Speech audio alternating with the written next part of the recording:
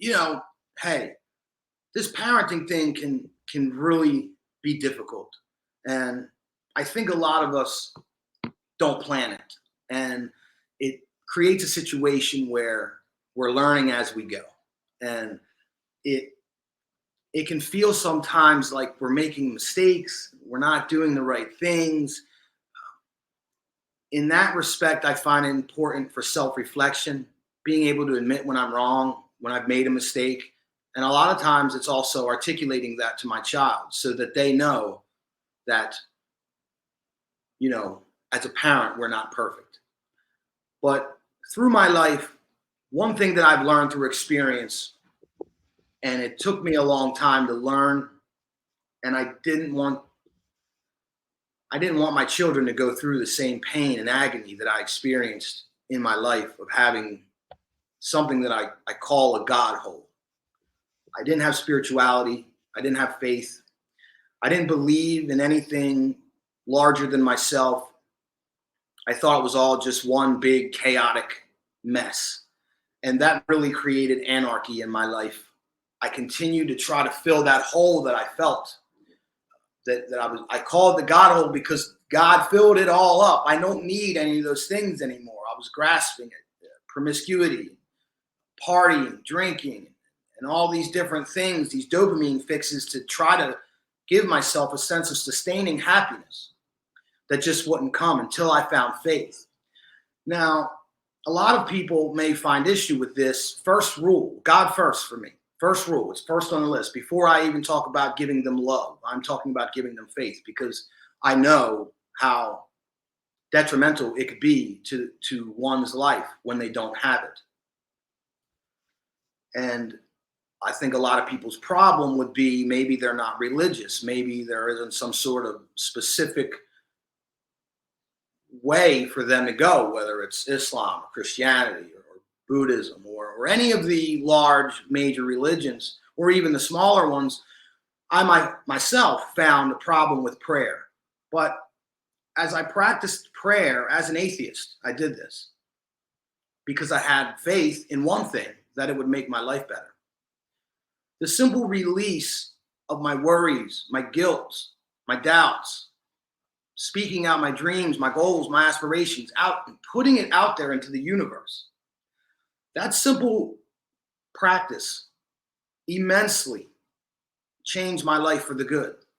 So, with that realization, my faith and belief in God became stronger and stronger each day because I felt the change. I felt this energy, this movement towards my life getting better each and every day. And even if it was just a simple fact of me letting go of all my doubts and my anger and my fears and encouraging myself to shoot for my dreams and my goals, that in itself what was life changing. But God has made himself present in my life now. So I more and more move in that direction. And I think it's very important to give to the children.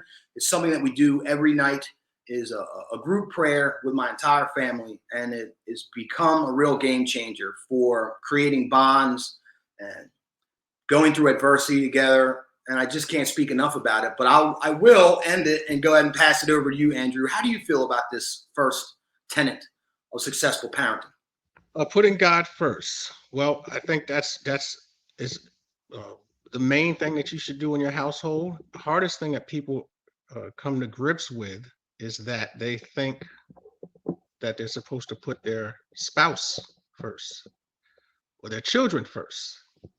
And no, you have to put God first. God is the foundation. And me and you both have talked about this before. And we've always said the foundation, without the foundation, the house can't be built.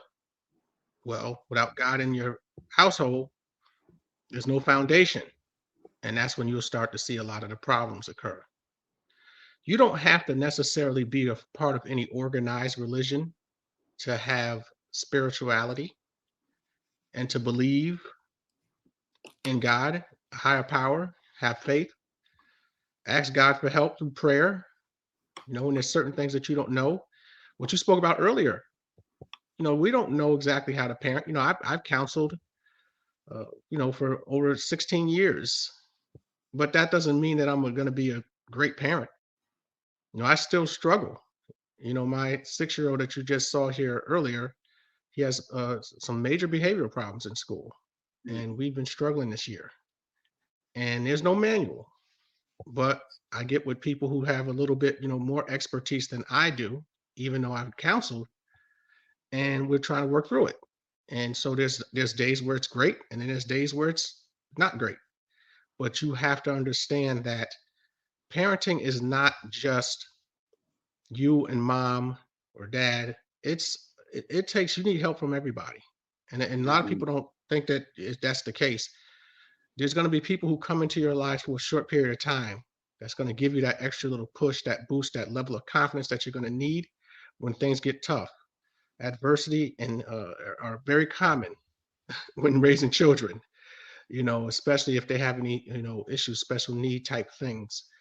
And I can honestly say that dealing with my children, I've learned quite a bit about myself Mm. just by raising children.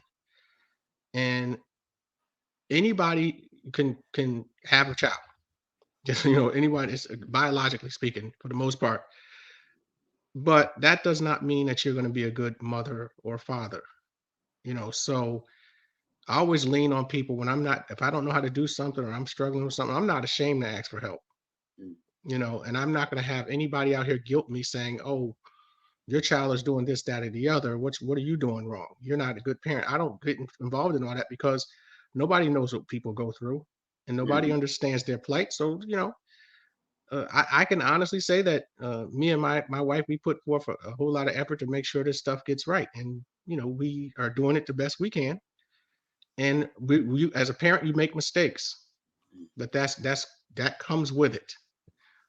Sometimes you might accuse a child of something and they didn't even do it, even though you think they did it. And sometimes it's all of this stuff is par to the course, and you have to understand it. And that if you can do that, you can forgive yourself, and say, you know what? Yeah, I did make a mistake with this. Don't be afraid to apologize to your children.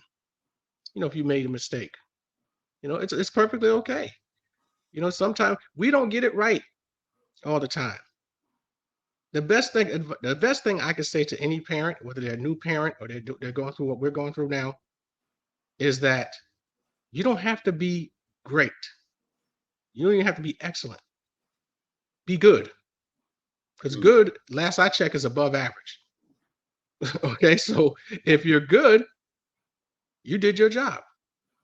Mhm. It doesn't have to. You're not going to get 100 on a test when it comes to parenting. I don't know any parent that's ever got 100 on this test. Well, if you get a A or a B, you did all right. So don't put so much pressure on yourself is what I would suggest. Very good advice.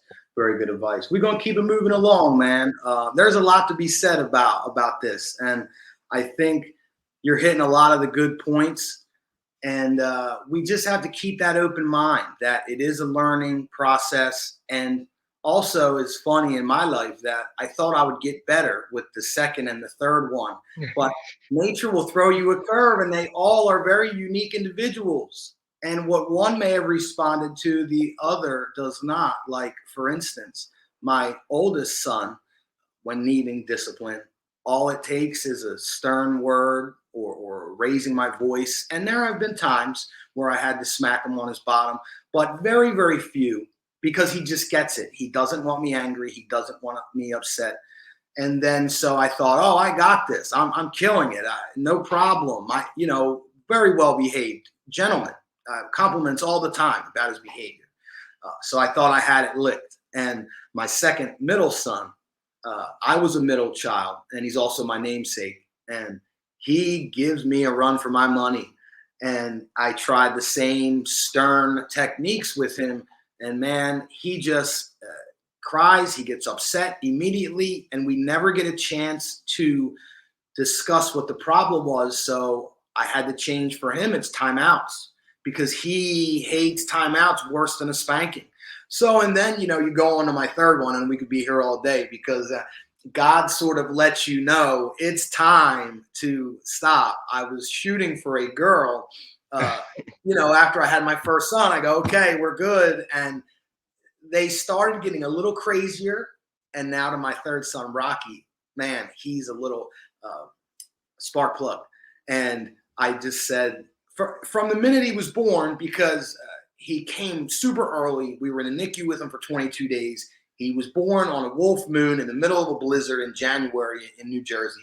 And we were back and forth to the NICU every day in the blizzard. So just from the very onset, he came in and let me know, this is it, Rob. And then, now he gives me the most headaches. But he also gives me quite a bit of joy. But let's move on. Like I said, we could be going all day. Give them love. Give them love as much as you have to give. I think that there's no amount of love that is too much for a child. They thrive in an environment of love and care and attention. And I feel it very important to continually give these things to them, feed them these things. Even like my middle son is giving me the same drawing of a different monster for 15 times during a day. That 15th time I say, wow, that's amazing. Even though it looks like the 14 prior to it, continually feed them the love, the attention, and the encouragement that they need to thrive. That way they're continually trying new things. They're never getting oppressed of certain things. If you're not paying attention or not giving them love, they'll maybe shy away from certain things, but also to have an awareness with it, to where you're not coddling, you're not being naive, you're not over spoiling. I mean, I'm guilty. My children get spoiled a little bit. We're a lot better off than I was when I was a child. And a certain part of you wants to be able to share that. But it needs to be done with a certain awareness. My child, all my children, my 3-year-old now learning, well, he's 2, he'll be 3 in January. They know no. They know we're in public. Don't test me. This is the way that I expect you to behave. This is how you're going to behave. Not being naive, not over spoiling. Let them know that they're not the center of the universe. It's a balance because you're giving them the love, you're giving the attention, you're giving them the encouragement, but also to be able to draw the line where you don't feel guilty every time you have to tell them no. You don't feel bad every time you have to say, I'm busy right now, Robert. I can't look at the 16th monster picture because I'm cooking you dinner, or I'm taking care of your brother, or I'm doing something that is also important and has value for us and our family in order for us to continually be doing the things that we need to do to thrive. So it's a tough one and it's a balance. How do you feel about that balance of love and necessity? Yes. Well, the love factor is sort of automatic in a sense because it's more of an instinct. Mm-hmm. So my children automatically know, yes, daddy loves us, this, that, and the other. But it's in the background per se. But I have to remind them, and by saying it to them. Mm-hmm. Daddy loves you. Good job. I'm proud of you. It's part of the admiration, things like that. It's very important for them to hear that. Because one thing that we don't understand sometimes is, the positive affirmation goes a long way. Because if we can put some positive stuff, their thoughts in their head, they'll hold on to that and remember that. The negative stuff, we can say one negative thing to our child and they'll remember it for a lifetime. They'll hold on to it. And so we have to always overcompensate with positive things. And I'm guilty of this. I don't always do this. And this is a struggle, that I go through with my oldest son.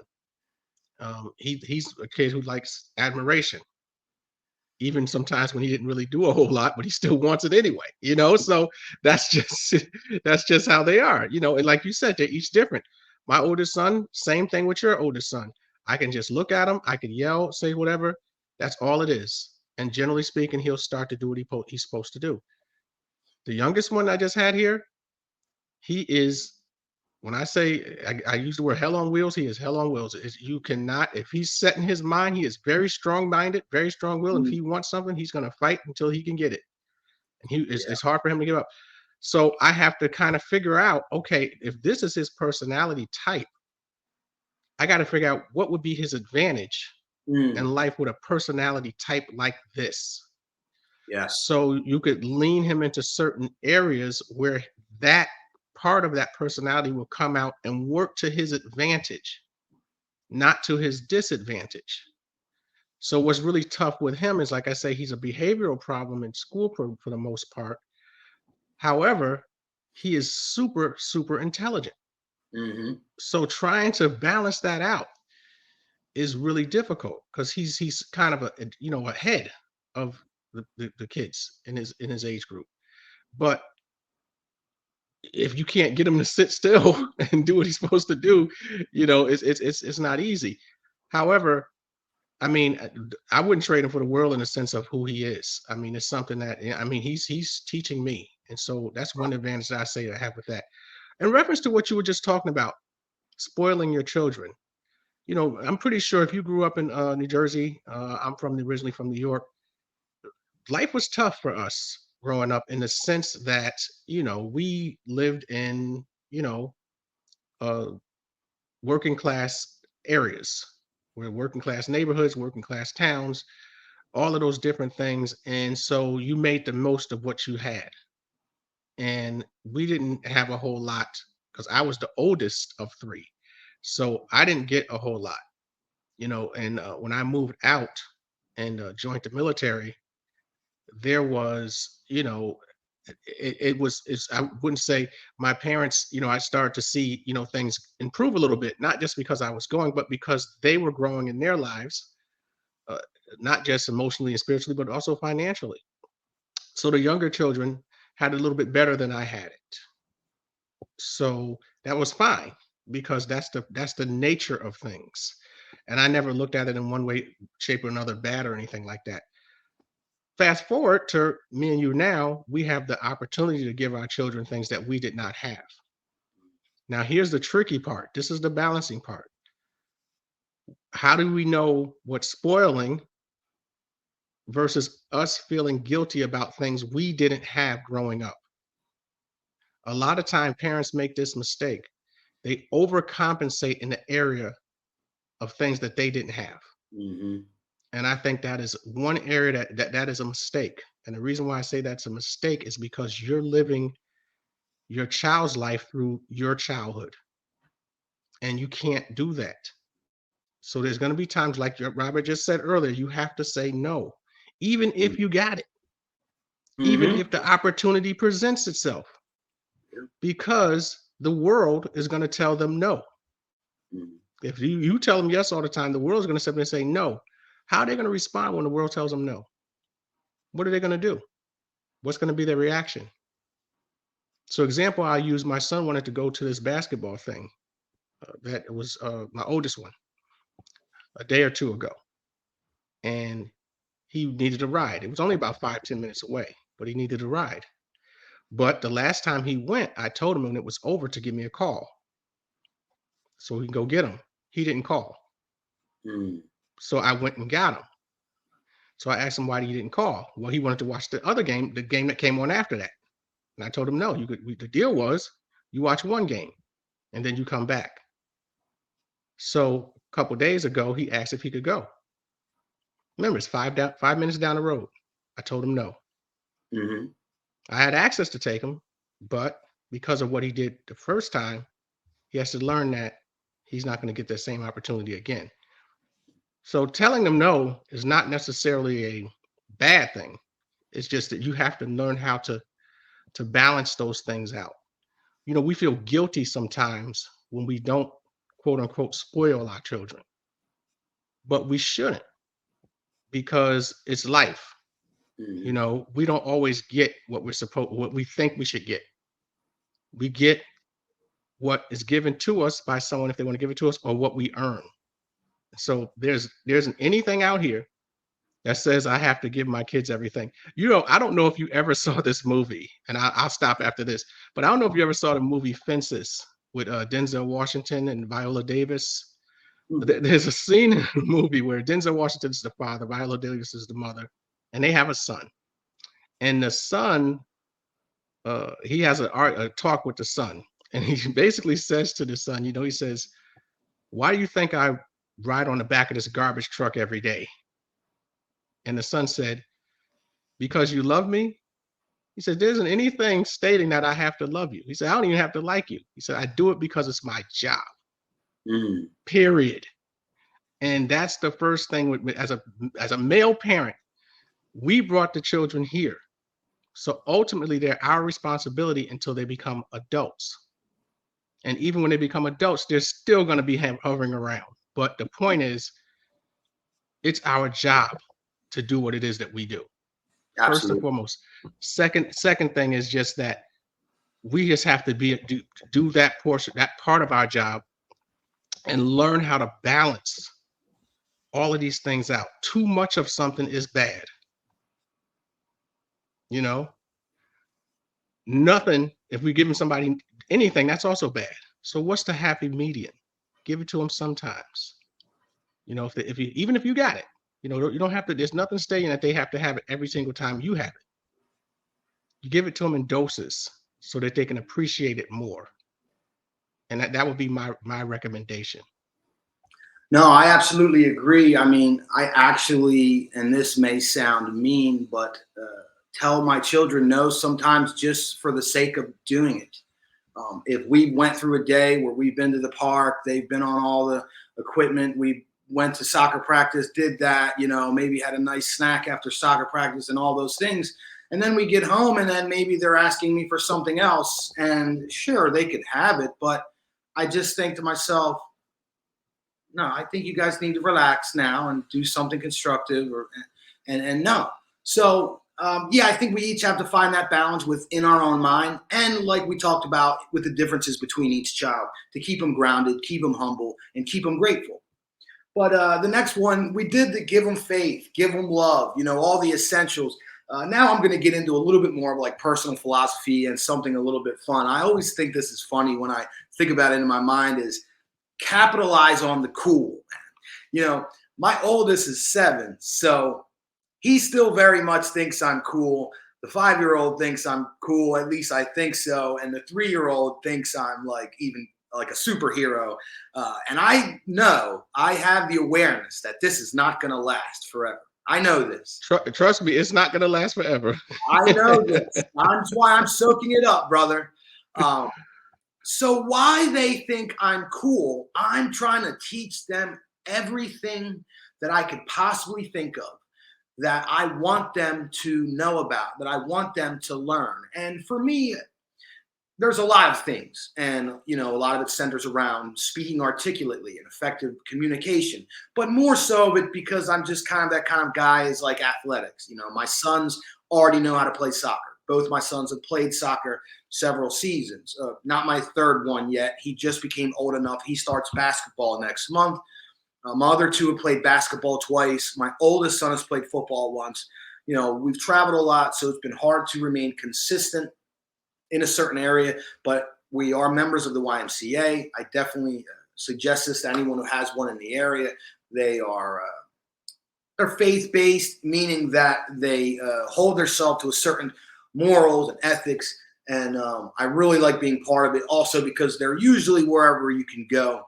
And I really, like I said, I really understand that. They're not going to think I'm cool forever. So I'm just driving hard and teaching them everything I know about those things. Basketball, football, soccer. My 7-year-old can literally almost beat me in chess now because I'm not that good at chess. But also he's pretty darn good for a 7-year-old. I'm teaching them about breath work and meditation. And as I said, we pray every night together. So for as long as I possibly can, I'm going to drive these things into their core method, like into their core brain. And it's not that I'm trying to mold them or shape them and make them like me. It's that at least as they grow older and they develop their own personality, their own likes and dislikes, and maybe dad isn't the coolest person that they know anymore. I want them to know how to do these things, that if they do have an interest in them, they already have an elementary knowledge of these things. And like I said, those are things that I just spoke about that really made a big difference in my life, like sports and athletics, you know, prayer, yoga, meditation. My kids at 5 and 7 already know how to do these things. And my 3-year-old is already seeing it. He's seeing me meditate. He's seeing me pray. He's seeing his brothers do it. He's gone to all his brothers' athletics and looked at it, seen it. We kicked the ball around.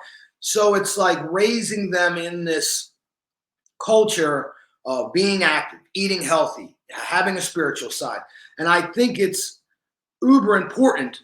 But I also realize that if I miss the boat now, I may miss the opportunity to instill these values in them because, like we discussed, a couple years down the line, and maybe dad's not as cool. On the flip side of that token, I always try to make them feel like they're cool and they're special. And we already discussed that, so I won't go back into it. But like my middle son, especially when he shows me the same art project for the 20th time, oh man, that's amazing. Mhm. And when my other son John does something that isn't a superstar thing in sports, I still go, great effort, great job. I appreciate you putting forth that level of effort. And then my son Rocky, he's 2, almost 3, and he's still very fun and still thinks daddy's cool, but he knows he's the baby. So everyone in the house, grandma, mom, everyone treats him like he's special and cool. But yeah, how do you feel about that sort of capitalizing on the cool scenario and dynamic as far as parenting goes? Well, it's something that you can use to your advantage. Obviously, the children, uh, the first male figure they look up to is you.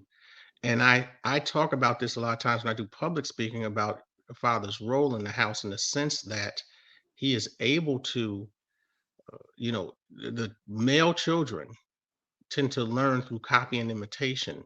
Mm-hmm. So they are going to copy whatever behaviors that you do.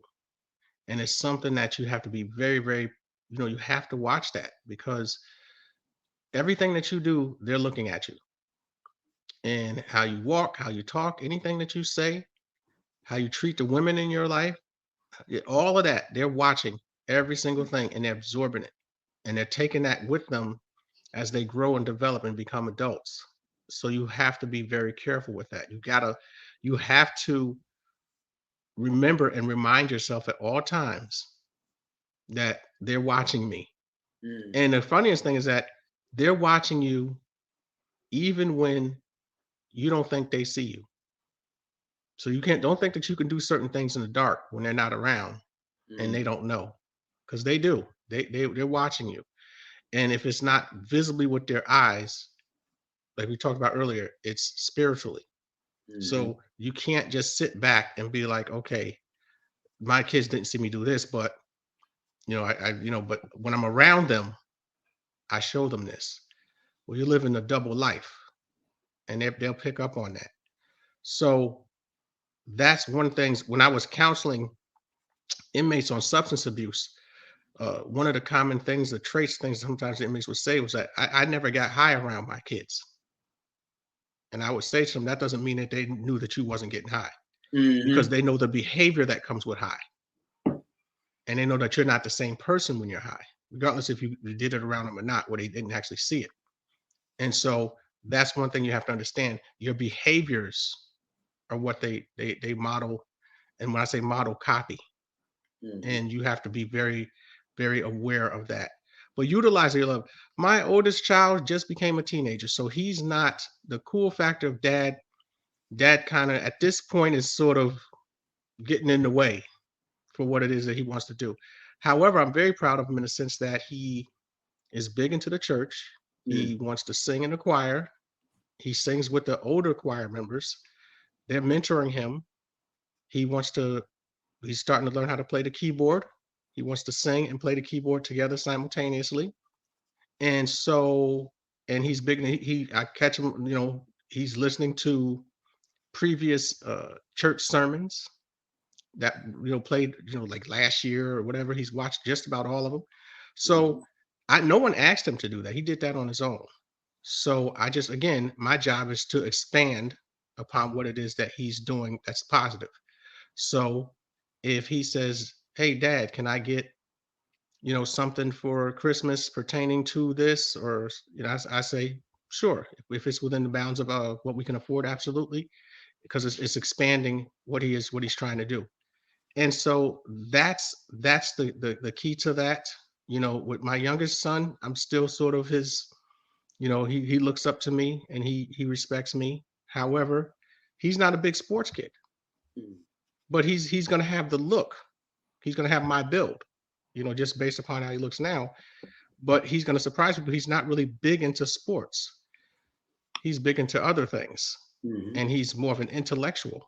So it's really going to be it's going to be interesting to see what happens with him because he's, you know, his intellectual ability is high.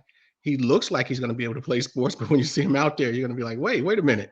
But that's who he is. Again, these are things that our children teach us. Mhm. You know, a lot of times when I was counseling inmates and stuff on substance use, I was learning about myself while I was counseling.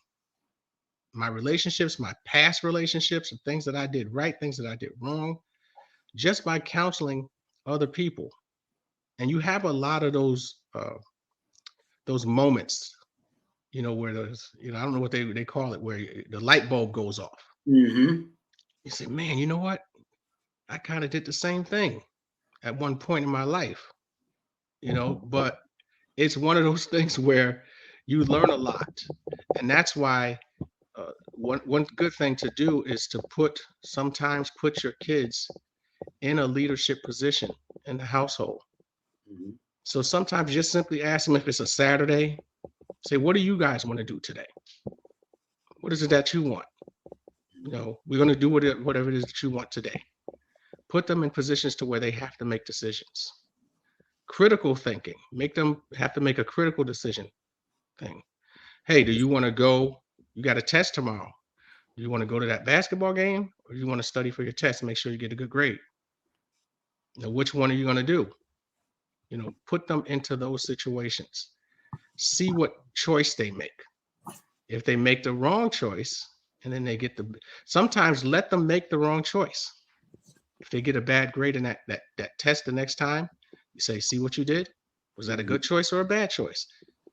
It's hard for us to see our children fail. Mhm. We don't want to see our children fail, but failure is part of the learning process. Failure is part of the learning process. You know, when I was applying to become a substance abuse counselor, I was already in the system working, and I went 0 for 6, meaning I had put in for that position 6 different times at 6 different institutions, and I was told no 6 times. Wow.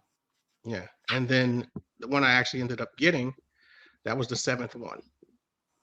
So you're going to be told no is how you handle the no. Should you be like, well, all right, I tried. I ain't gonna do this no more. They keep saying no, or do you just keep plugging away at it? Just like, you know, Robert, just with podcasting, you know how it is. I mean, if you have guests, sometimes you're gonna get no's, sometimes you're gonna get yeses, you know. And then there's also instances where your growth is gonna stagnate. It's gonna go down. Sometimes it'll go up, and you just. But the whole thing is just keep doing it so that you're getting better, and then you'll see some progress, and you'll get that momentum. Well, same thing when it comes to raising kids and the cool factor. At some point, they're going to age out of you being cool dad because they're going to be a little bit more independent and want to do their own thing. But at the end of the day, whatever's going on in their life, they know where to go and they know to come back home. Dad, what do I do? I need help. This is what's going on, and that's the key to it.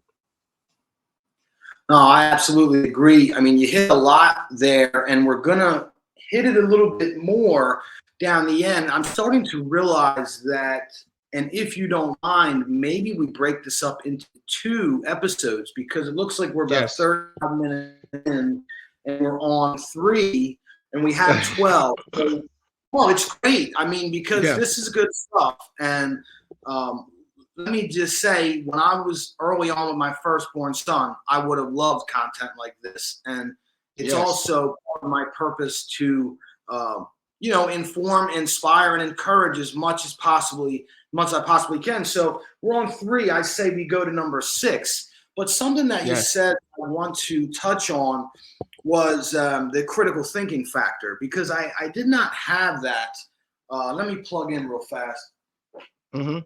I did not have that on my list, and I think it's uber important. I think it's of the utmost importance, and something that I've been doing for a while for my kids. And sometimes I get a little bit of criticism from mom or grandma. They ask me from their help, my help, and I say, no, figure it out. If it's something that is above what I think they're capable of, I still say it, and I may step in and help them. But I found this to be highly valuable in the process of, raising these three and seeing how they're making strides forward. Whether it be pouring their own juice or tying their shoes or whatever these small sort of milestones that the kids hit as they get older. I've definitely been using that phrase. I believe that language is utmost importance. Like Andrew said earlier, he works on some of the negative stuff that he says by enforcing more positive, because our minds attach to the negative a little easier. So I use that term, and I found it to be highly beneficial. Figure it out, and then you can always step in later if they can. Number two, when you were speaking about learning from your son, I find that this may be one of the most important aspects of raising children as it relates to self and self-growth. I don't think if I ever thought, okay, I'm ready now to be a dad, I would have went ahead and did it if it didn't happen the way it happened. And I don't say to have kids so you can figure out your own life. Like, I don't mean that, but there certainly is an aspect of growth and improvement from raising children, because as they learn from you, just like any back and forth relationship, whether it's me and Andrew podcasting and iron sharpening iron, getting better and learning together, whether it's your coworkers at work, whether it's your spouse, because I know me and my wife have taught each other so many things in order to become a more powerful unit.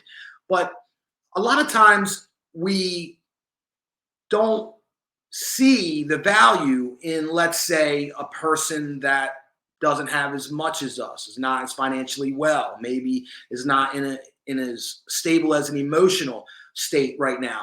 But even from the lowliest person, there's something that they do naturally that comes easy for them, that is difficult for you. There's something that they can teach you if you dismiss the feeling of judgment and you let all that go and you figure, what can I learn from this individual? So not only with a person who may be in a lesser state of being than you, could you learn from them? Absolutely, if you pay attention with kind, open-hearted, and open-mindedness.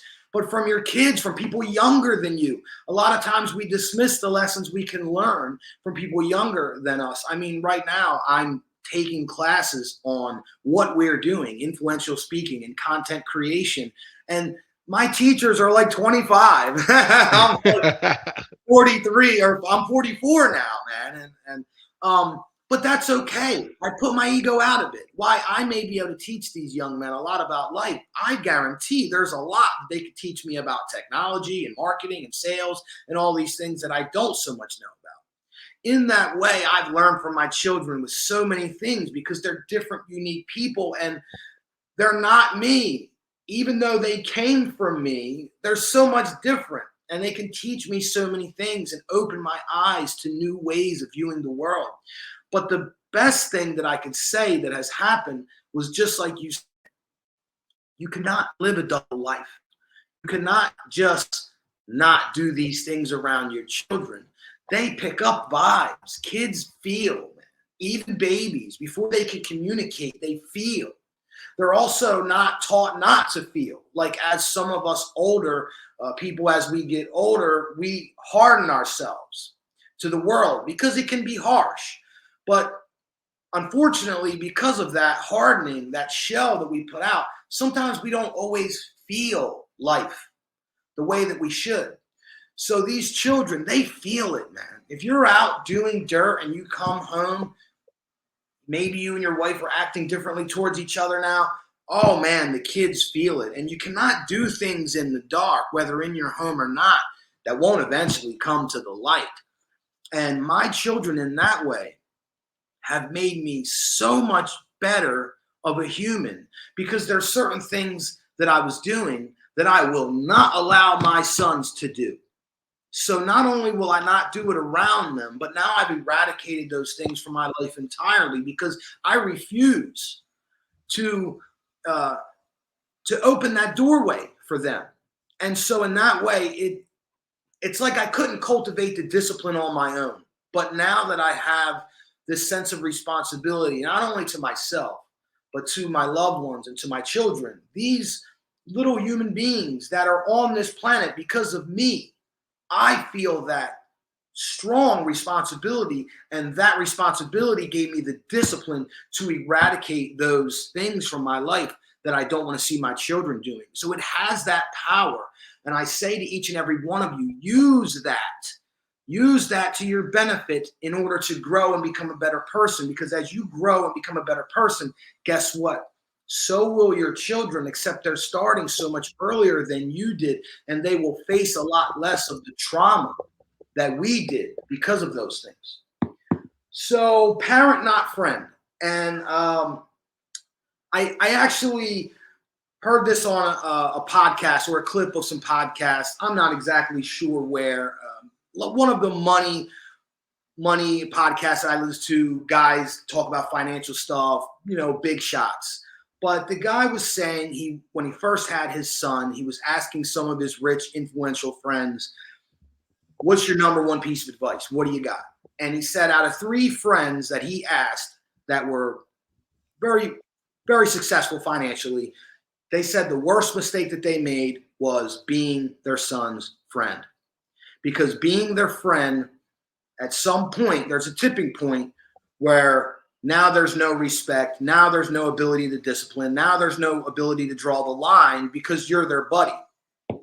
I knew this very early on because I always knew growing up, when I looked at someone as a friend, even if it was an older role model type friend, I always knew I was going to do what I wanted to do anyway. There was nothing that this person, if they said something I didn't like, I wasn't going to go with it. Whereas the role of a parent, it doesn't matter if you don't like it, you're going to listen. And I would say the only time I have to struggle with this is my middle son is sort of maybe like the way that you explained your 6-year-old a little bit less physical, not about the sports. I mean, he plays some sports, but he's more intellectual. He's more artistic. He's more creative, and he's very funny. He's very funny, and he's very mischievous. So when he gets to go on his little brothers, and I should be playing the role of the parent and stepping in, sometimes I catch myself laughing, and it makes it very difficult to discipline when you're laughing like a friend or a buddy instead of drawing the line like a parent. What do you got, Andrew? No, I agree. My youngest son is, he's that. He's very, very in his unique way, is very funny with some of the things he does. And you just sit back there and you want to discipline, but you start laughing. And so, yes, that does happen in my house. So I can say that 100% unequivocally. But you are not their friend. Right. You're not your children's friend, and nor should you be their friend. A lot of parents think that they're supposed to do that, and I don't understand why. There has to be that level of authority. There has to be that level of respect. Because me and you spoke about this previously, is that when respect factor is gone out of a relationship, whether it's an intimate relationship, a marriage, or children, the relationship is dying. Mm-hmm. And so it doesn't mean that it's dead. It just means that it's dying, because you have to have a level of respect. As a parent, when your children are in your care, there has to be a pecking order. You're the authority figure. You determine how much they get, pertaining to certain things that they want. The needs you're required to provide, but their wants, you determine that. And then when they become adults and they're doing things on their own, you fall back, because that's a sign of respect. They come to you as needed, per se, but there is still always a level of respect. We've all had parents, or grandparents that we ultimately respected more than anything else, even if we became adults and we weren't even around them as much. We still had that level of respect just based upon their what they've done, what they've been through, what they sacrificed for us to get to where we had to go. Mm. And I remind my children, I told my oldest son, I said, look, I was preparing for you and making sure that you were going to have, a decent place to live, a decent school to go to. I says, I was doing all of this before you were born. Mm. I said, that's love. It's not friendship. That's love. I says, I was doing all of that before you were born. So I essentially worked two jobs for over a decade, almost a decade and a half in preparation of my children being born. And so that right there, just me doing that, the respect factor is I'm the authority figure here in this household. And you have to respect that. And he does. He understands it. Sometimes he doesn't like what I tell him, but that's part of being a parent. Your job is not to be liked. Your job is to provide a level of discipline, but also guide them to make better decisions. Like they said, they all have a talent. A kid, they say the best time, to find out what you're good at, where you can expound upon it and get great at it, is usually between the ages of 13 and 18. If you can figure it out then, it can last you the rest of your life. If you don't, and it might take longer, it doesn't mean it's over for you. They just say that that's the best time to do it. So as a parent and as a father, that's something to keep in mind. So like what I said earlier with my son wanting to play the keyboard and wanting to sing in the choir and wanting to learn how to sing and all of that stuff, he's just now at that age. So I see how serious he's about it. I see that he's really taking it serious. Then I provide him with the tools to make him, see how hard he'll work and do it. Mm. So that's my thing. You're not their friend. You're not supposed to be their friend. You're their parent. And parents have to make different decisions than friends do. And like you did say earlier, Robert, you said something very clear. It could be an older friend, an OG, or anything. At the end of the day, they can give you all the advice in the world. But if you want to do what you want to do, you're going to do it because they're your friend. They're not your parent. Your parents say it's a little bit different, especially if that respect factor is there. Mm. Good stuff, man. I'm glad that we're getting into this. And it seems like as we get deeper, the jewels are getting bigger and bigger. I hope people no, really, man, this is Yes. great stuff. And I'm very excited for the people out there.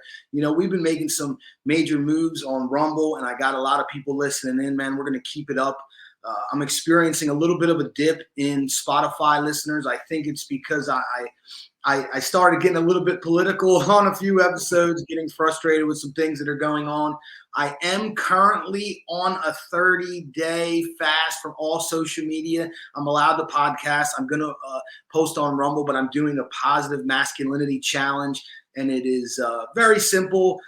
Some things I've already been doing: no porn, no masturbation, no social media, working out every day for 30 days, making a money-based goal and a creative goal each day, as well as a physical one. So it's challenging, but it's helping me focus. So when we get back after this 30-day dip in a social media, we're really going to hit it hard. We're going to hit this second round, and we're really going to get this going and get this out to the people, man. There's a lot of new parents, especially on my timeline. It's great information for them to have.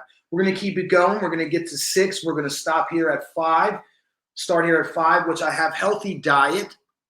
Now, healthy diet is a few things. Now, we have to remember the diet is not just what we are consuming into our bellies. It's also what we're consuming via our ears and our eyes. And I just want to make a couple quick points. And this may get me banned off Spotify as well. But thankfully, I'm a Rumble diehard person now. But is there medical scheduling? Now, something that I became aware of in the last few years is the numerous amount of medical procedures that they will suggest that you do right from birth. And My wife is a nurse, so what we do is we take what is suggested, we bring it home. I bring it home to my nurse. We do our individual research. We decide which procedures we feel is necessary. We're just going to be clear here, very few of them in our family. But that's for each family to research and follow through on their own. And nobody's telling you how or why or what you should be doing it. My problem with it is the perceived pressure that I felt from many doctors along the line. So we're very careful about who and where we go as far as doctors and dentists and all those things. Also food, obviously.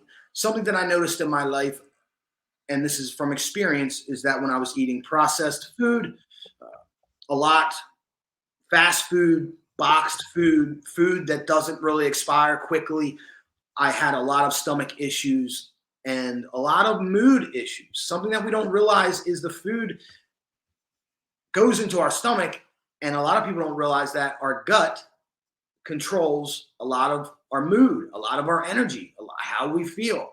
And when you're continually feeding it junk, it's gonna not it's not going to send the right nutrients and minerals to the rest of your body so that you're performing at your best. So for your child, if they're going to school or they're doing sports or whatever, or just even in the growth and development stages, when all these things need the optimal nutrition to function properly, but also to develop in the appropriate way. I'm not saying my kids don't get junk food. They have their fair share, but I do strictly control the ingredients, even in the junk food, if it has, red dye in it or yellow dye or any of these chemicals that I cannot pronounce the name. If there's something in a food that I cannot pronounce, that's the first red flag. If I can't pronounce it and I don't even recognize it as a food, how would my body or my child's body? So I go to Google with it and find out. I'm very careful with the organic food because something also, and I don't want to go too far into food. I got plenty of shows about this as well. But if you're not buying organic, you have to wash your food, especially fruit and vegetables. They're spraying this stuff with toxic chemicals and pesticides and making our healthiest food, fruits and vegetables, the worst stuff for us. So I do buy organic fruits and vegetables, but I still put it in a bath, baking soda, and maybe a little bit of lemon to if that's not going to affect the flavor. To get all that stuff out, and you'll see it. You'll see it even in the organic stuff, the dirt that the baking soda releases and other foul substances. So let's make sure we're at least giving the kids some healthy, live, fresh food each and every day. My rule of thumb is something live and fresh with each meal. So if lunch they get a grilled cheese sandwich, I cut up some strawberries and some cucumber slices. So they have a little bit of vegetable, a little bit of fruit. And I do that with each meal. I can't always do fresh, but I do always do organic. And I make sure that I implement those things into their meals. And I noticed the difference as well in their behavior, because a lot of these behavior problems that we're seeing in ADHD and all these other things that they want to categorize and diagnose and create, a lot of it stems back to diet. So we're going to be very careful. And then the last and final thing that I'll say is viewing. I think this is the biggest part. I really do, because I'm a stay-at-home father now, as I mentioned, and I really pay attention to the stuff my kids watch. And you can call me a conspiracy theorist. You can call me what you want. I see things, man. I see things, and there are things that I don't like. I turn it off. There's a lot of sexualization of our children. There's a lot of stuff going on in cartoons, especially with Disney, that just shouldn't be happening. There's no need for them to be learning about these things or viewing these things or even accepting them as normal, because rarities and abnormal behaviors don't need to be pushed into our mainstream cartoons for kids to be looking at. And that's happening every day. It's happening on Netflix. I boycotted Netflix. I boycotted Disney. I boycotted Peacock. We're real tight on the streaming services here. My family actually gets frustrated as every day one of them hits the list that I just go, I'm not paying for that, because our money is our vote. Whatever we spend money on, we're accepting as okay, and I refuse to do that. So you have to be careful. You have to be very careful with what they're viewing. I'll make a quick example. Is one of my favorite cartoons growing up was the Ninja Turtles. Now, when I was growing up, the Ninja Turtles were cool, but they were also disciplined. They respected their master Splinter. They were ninjas. They did missions. They were righteous. They were honorable. They saved people in need. Now, if you watch the Ninja Turtles, they're silly. They're goofy. On one movie I seen, they stole from a store and didn't leave money. The heroes of my age would never do that. Even if they had to sneak because they couldn't be seen, they would have left the money.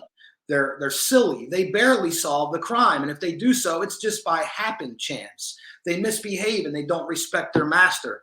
And these are the small, subtle changes. Because if you look at every hero throughout time, even when we were growing up, 80 superstars, they were tall, they were strong, they were muscular, they were righteous, they were wholesome, they were just, they were godly. Now you see the emergence of a lot of anti-heroes, guys that may not even have the attributes that we're all shooting for and striving for. And what this does to me is it makes our heroes, it's like we're shooting for less now. We're not looking at someone who's the utmost vision of what is good and right in this world. We're looking at silly, goofy, pudgy heroes that barely can figure out how to solve the crime. And that's why I am uber strict on viewing. And I suggest that as a parent, you really at least sit down and watch a full episode of anything that you're allowing your children to watch. Apologies if I got a little crazy, but I'm very passionate about these things. Yeah, I understand the health diet portion of our thing is that's something we have to work on in our house. We do look for certain dyes and things like that in the food. We do try to, because especially with my youngest child, it causes them to be more high strung, as they say. But you're right about the foods that we put in there changes our moods and different things to that effect. It does have an effect on it. And the same thing, what we're feeding our mind. It will literally carry over into our everyday life. It depends on what you're putting in or putting out to the universe. What you're taking in is what you're going to put out. So that's something that you have to consider as well. What your children watches does matter, because at that age, when I say boys learn through copy and imitation, that's what they're going to do if they see something negative. A lot of the shows that you're referring to nowadays is a bigger movement on the antagonist, which is the villain in the movie, being this ultra cool person. He's really cool, he's smooth, he can do all these different things, but he's also the villain. And so that's people see that and we are blown away by it. If you ever saw one of the movies I would talk about when we were doing treatment with inmates and we're talking about substance use, is I would mention the movie Pulp Fiction and how that movie is a cult type movie. But the main character had a heroin addiction, but he seemed really cool. He dressed nice, he could dance, he could do all the things, he can get the girls, but that's not really what a heroin addict looks like in real life. So and so younger teenagers or something like that see that, it can absolutely influence them. So I think the health aspect of it is for us to put things like that into our children's lives, and make sure that they do that. One thing that we do in our house is we let them watch some of the older stuff, kind of that when we were growing up, where it wasn't so didn't have some of these strong negative images. It was more cut and dry. So they like to watch some of the older things that we watched, and they'll sit there and consume that more so than a lot of the newer type things sometimes. But you have to be very careful. You got to monitor what they're looking at, what they're doing, and it's not easy. It really isn't. It's not easy, and because there's so much stuff out here. But what I tell parents, and including myself, just do the best you can. Do the best you can with that, because there's so much images out here in the world that we're dealing with, and you just want your kids to be able to if they see it, interpret it and see for what it is, and be able to make a again, a critical thinking type of a decision to where they know the difference between right and wrong and what is going to give them the best possible outcome if they're doing, viewing stuff like this. Mhm. So that would be my recommendation for it.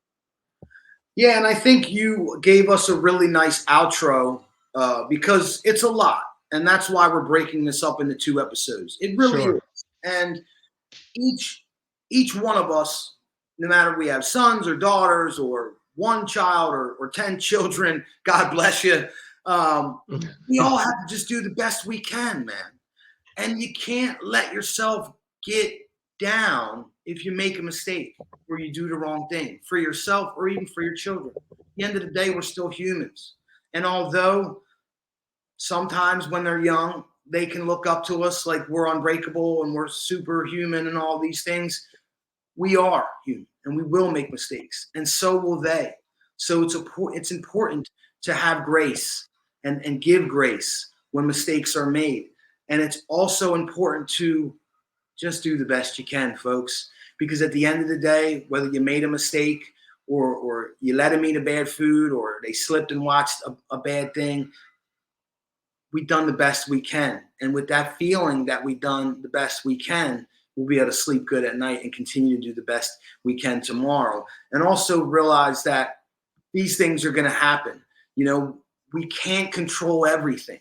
And if you get in that mode of trying to control everything and have everything go exactly a certain way, you're going to drive yourself crazy. You're going to burn yourself out, and you're going to do more harm than good with raising your young ones. So yes, listen to all the things we said, add your own things, pray and meditate together, and the things that are needed within your household to make it harmonious will definitely be brought to the light. And just do your best, man. Just do your best.